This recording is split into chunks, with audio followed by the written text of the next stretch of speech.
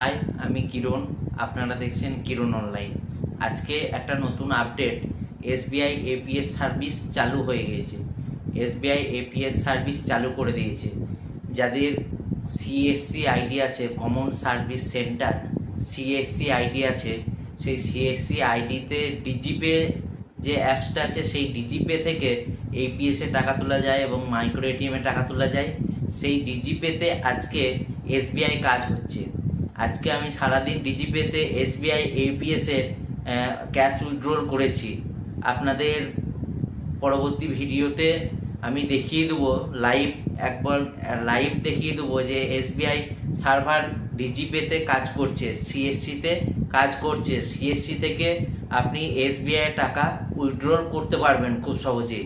আমি আজকে লাইভ করে দেখেছি। আমি দুপুর 2টোর পরে অনেকগুলোই ভিডিও করেছি। আজকের আপডেটটা এই পর্যন্তই ছিল যে এসবিআই সার্ভার ডিজিপে মানে সিএসসিতে কাজ করছে।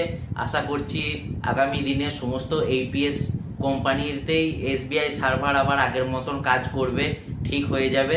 যখনই এসবিআই সার্ভার ঠিক হয়ে যাবে, সমস্ত অ্যাপসে কাজ হবে, তখন আমি আপনাদের ভিডিও বানিয়ে মানে জানিয়ে দেবো যে এসবিআই সার্ভার ঠিক হয়ে গেছে, কাজ হচ্ছে।